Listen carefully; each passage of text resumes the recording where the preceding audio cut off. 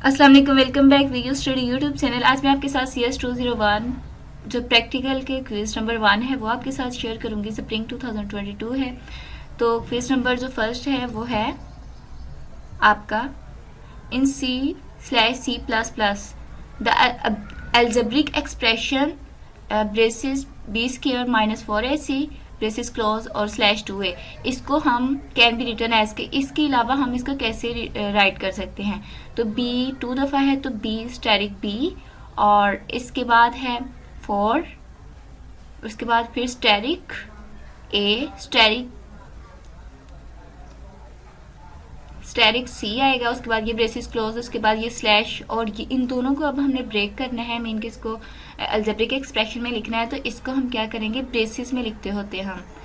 तो 2 steric A लिखेंगे इसको। मीन कि ये आपस में मल्टीप्लाई हो रहे हैं ना, ये तीनों भी, और ये इसके साथ स्टेरिक है, मीन कि ये 2 दफ़ा है। होप सो कि आपको इसकी समझ आ गई हो। तो क्वेश्चन नंबर 2 है, while programming in C++ the statement if x is equal 3 will be result into आ, तो ये हमें सिंटैक्स एरर देगी, क्योंकि ये सेमीकोलन लगाते होते हैं हम, कोमा नहीं लगाते इसमें, तो ये इसमें था।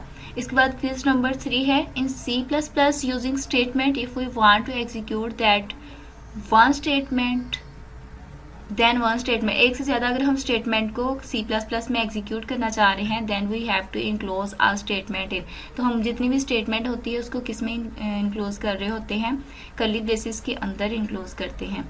तो यही आपने प्रोग्राम अभी असाइनमेंट आई हुई है, तो उसमें भी यही बात की गई थी। मीन कि आप अगर प्रैक्टिकल करेंगे तो आपको पता चल जाएगा।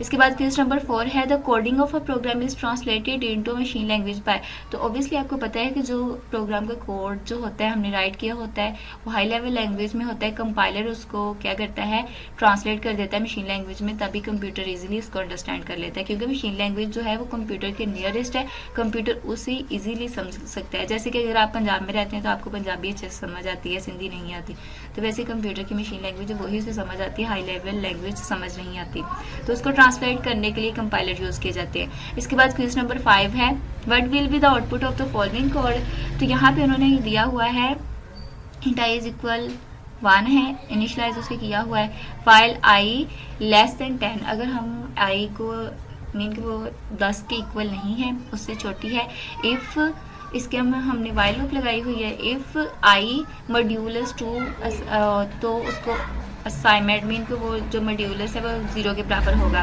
2 को अगर हम 10 को अंदर रख के डिवाइड करें 2 के ऊपर, तो 2 5 10 होता है, तो जो उसका नीचे बचता है वो क्या बचता है, 0 बचता है।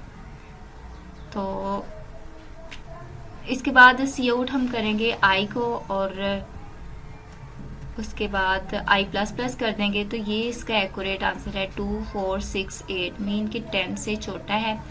2 को प्रिंट करेगा, फिर 4 को, फिर 6 को, फिर 8 को, ये लेस देन 10 अगर इक्वल होता है या ग्रेटर देन 10 होता तो फिर पॉसिबिलिटी थी कि इससे आगे वैल्यू जा सकती है। इसके बाद क्विज नंबर 6 है, which data type from the following will take lesser space in memory, तो यहाँ पर मैंने 4 राइट किया हुआ है, तो होप सो कि ये 4 ये इन माई पॉइंट ऑफ व्यू और रिसर्च मैंने किया था 4 ही उसमें बता रहे थे। गूगल के ऊपर आप सर्च करेंगे तो आपको पता चल जाएगा। वैसे 8 4 बाइट ले रहा होता है, तो फिर भी आप इसको मज़ीद कंफर्म कर लें।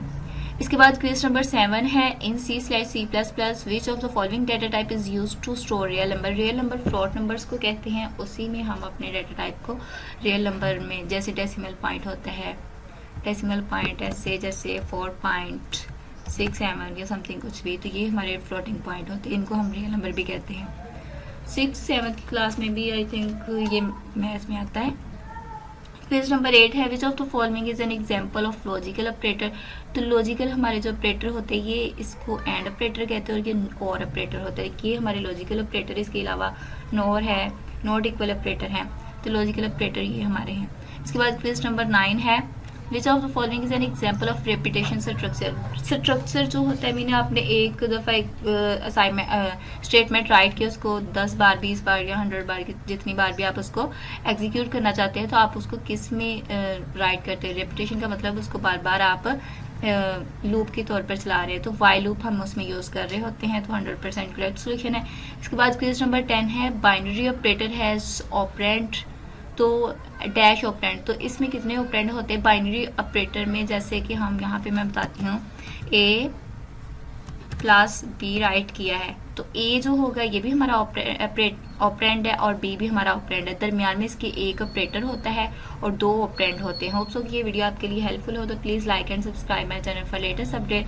फिर भी इसमें कोई प्रॉब्लम आ रही है तो आप कमेंट सेक्शन में पूछ सकते हैं। तो वीडियो को लाइक किया करें काइंडली।